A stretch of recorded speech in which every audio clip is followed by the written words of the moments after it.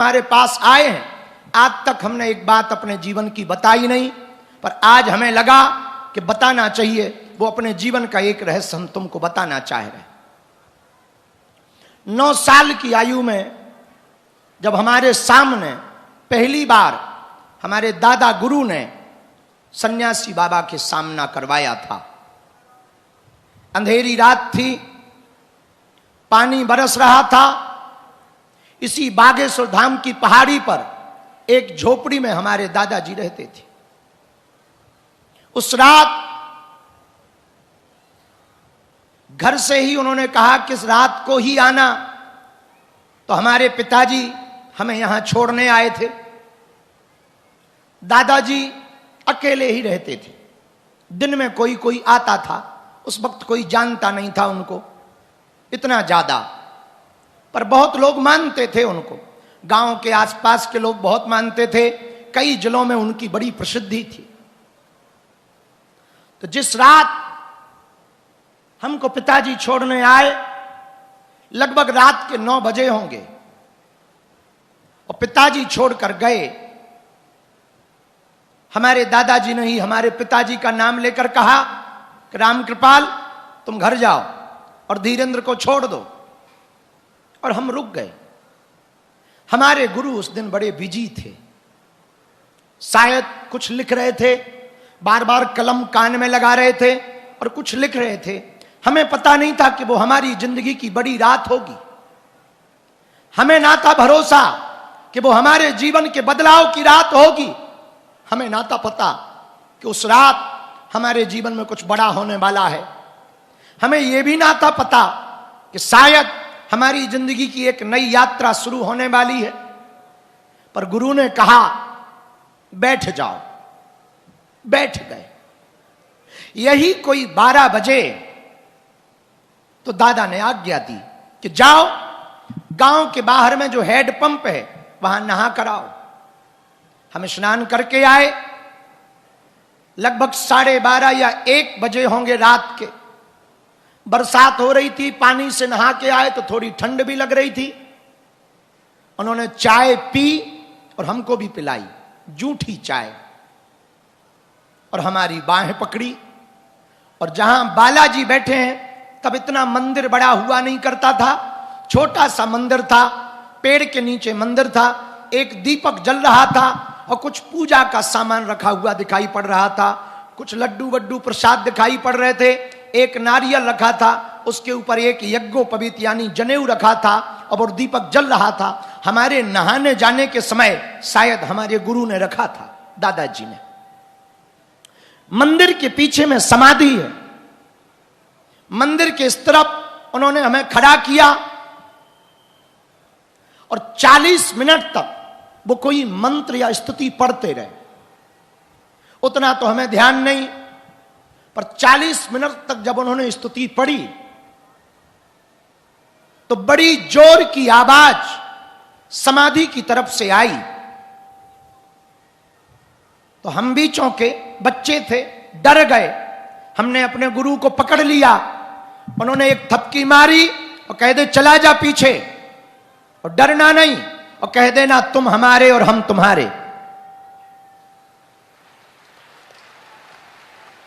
और जैसे ही समाधि के पास हम पहुंचे, तुमने कभी देखा हो समाधि के पास एक पलाश का पेड़ लगा है, छेवला का पेड़ लगा है। उस पेड़ की जड़ के पास एक लंबी जटाओं वाला, हाथ में चमीटा लिए हुए, पैरों में ऊंची खड़ाऊ पहने हुए, आंखें लाल करके कोई एक सफेद धवल देह का सन्यासी बैठा हुआ दिखाई पड़ा। हम उसको देखकर, उनको देखकर पहले तो डर गए, चौंक गए, बाद में कांपने लगे। पर हमारे दादा ने पीछे से धक्का दिया, डर मत, ये तुम्हारा गुरु है, वो तुम्हारा इंतजार कर रहा है। तो हमने थोड़ी देर आंख से आंख मिलाई, थोड़ा दम आई, चेहरा कुछ पहचाना सा लगा। बचपन में जो सपने आया करते थे वैसे ही कोई दिखाई पड़ा। और उनकी जो पहली आवाज थी वो ये थी, बड़ा इंतजार किया है। तो हम भी रोने लगे और वो भी रोने लगे। बड़ी देर तक रोते रोते हमने पूछ ही लिया, भगवान आपने हमारा इंतजार क्यों किया, हम भला कौन हैं? तब उन्होंने कहा, पिछले जन्म की जो तुम्हारी साधना अधूरी रह गई थी, जो काम अधूरा रह गया था, उसी के लिए हम अब तक इंतजार कर रहे थे कि तू कब जन्म ले और मैं कब तुझे फिर से वही साधना दूं और काम पूरा करवाऊं। हम ना समझ पाए, ना समझ बच्चे क्या समझ पाते। हमने कहा, प्रभु जो भी आप हो, हमें ठीक ठीक अपना परिचय दो, अपना परिचय बताओ और हमारे बारे में बताओ, तब तो हम जाने। अभी तो हम मुसीबत के मारे हैं। तब दादाजी ने बताया, बेटा ये वही तुम्हारा गुरु है जो पिछले जन्म में भी तुम्हारा गुरु था। बीच में तुमसे कोई चूक हुई, तुम्हारी साधना छूट गई, ये तुम्हारा इंतजार कर रहा था। और तुम्हारे जन्म लेने के पहले हमारे सन्यासी बाबा ने हमारे दादा गुरु से कहा था कि सुनो, राम कृपाल गर्ग के जो बड़ा बेटा हो वो बचपन से ही मुझको चाहिए।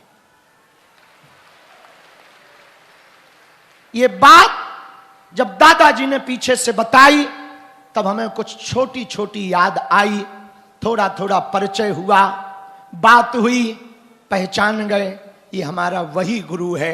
उन्होंने हमारी बाहें पकड़ी और हमें उस दिन दीक्षा प्राप्त हो गई।